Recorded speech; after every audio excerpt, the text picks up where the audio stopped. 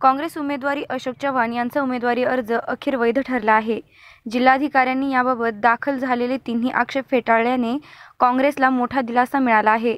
विहित नमुन्यात निवडणूक अर्ज न भरणे, मालमत्तांची माहिती दडवणे तसेच प्रतिज्ञापत्रात आर्थिक व्यवहारांची माहिती नमूद न करणे आदी आक्षेप दोन उमेदवारांनी घेतले होते। 2014च्या लोकसभा निवडणुकीत अशोकराव चव्हाण हे उमेदवार होते। त्यावेळी त्यांनी प्रतिज्ञापत्र सादर करताना आपली पत्नी, मुली यांना कोट्यवधींचे कर्ज दिल्याचे नमूद केले होते। तसेच काही मालमत्तांची माहितीही दिली होती। माननीय अशोकराव जी चौहान साहब इनके नॉमिनेशन फॉर्म पे ऑब्जेक्शन लिया था।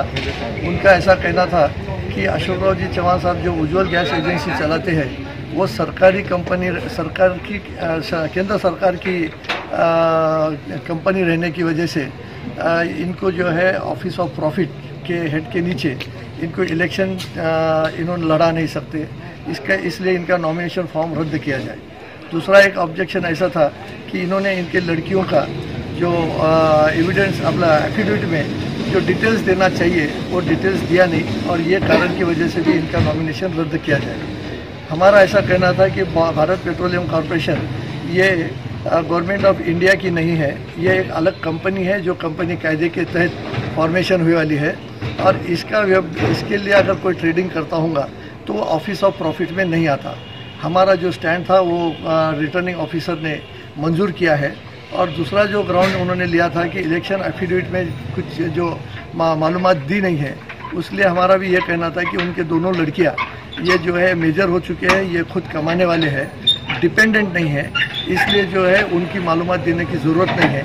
हमारा ये भी स्टैंड जो है रिटर्निंग ऑफिसर ने मंजूर किया है और तीनों के तीनों ऑब्जेक्शन जो लिए गए थे तीनों भी नामंजूर करके माननीय अशोकराव जी चौहान साहब का जो नॉमिनेशन फॉर्म है रिटर्निंग ऑफिसर ने मंजूर किया। सर, कलेक्टर साहब ने लिया है, अरुण डोंगरे जी ने वो प्रेशर के अंदर लिया है। माजी मुख्यमंत्री अशोक चौहान और कांग्रेस के महाराष्ट्र प्रदेश अध्यक्ष इनके इन्फ्लुएंस के अंदर इन्होंने ये निर्णय लिया है और हम ये निर्णय के खिलाफ में अपील करेंगे।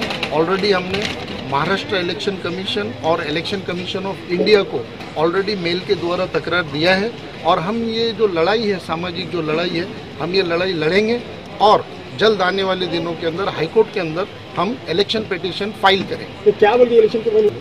फॉल्स एफिडेविट सबमिट किया है। 2014 का एफिडेविट और 2019 के एफिडेविट अशोक चौहान जी के उसके अंदर डिफरेंसेस हैं।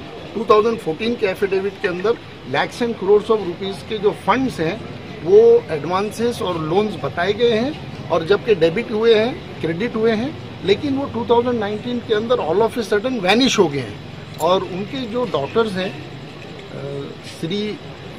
श्री सुजया और जया चौहान, उनके जो इनकम सोर्सेस और जो अर्निंग्स हैं वो एफिडेविट के अंदर नहीं बताए गए हैं। एक फैमिली है, एक छत के अंदर रहते हैं और एक जगह खाते पीते रहते हैं, लेकिन उनके इनकम सोर्सेज उन्होंने उसके अंदर एफिडेविट में नहीं बताया और affidavit is a part of the nomination. और उन्होंने बहुत सारे जो है इलेक्शन कमीशन को रॉन्ग फॉल्स इंफॉर्मेशन दिया है और ये वायलेशन है by the guidelines given by the election commission of India. कब जाने वाले भाई कोर्ट? और फास्ट हम एक्शन लेंगे। During the process of election हम पिटीशन फाइल करेंगे। मांगनी क्या करेंगे वहाँ पर कि इनका जो नॉमिनेशन है वो रद्द होना चाहिए। हम कॉन्स्टिट्यूशन ऑफ इंडिया लॉ के हिसाब से हम ये फाइट कर रहे हैं। भले ही मैं एक आम आदमी हूँ, लेकिन हमारी लड़ाई लड़ते रहेंगे और हमको जब तक इंसाफ नहीं मिलेगा ये लड़ाई हम लड़ते रहेंगे। 2019च्या लोकसभा निवडणुकीत मात्र अशोक चव्हाण यांनी आपल्या कुटुंबियांशी केलेल्या व्यवहाराची कोणतीही माहिती प्रतिज्ञापत्रात दिली नसल्याचा आक्षेप घेण्यात आला आहे।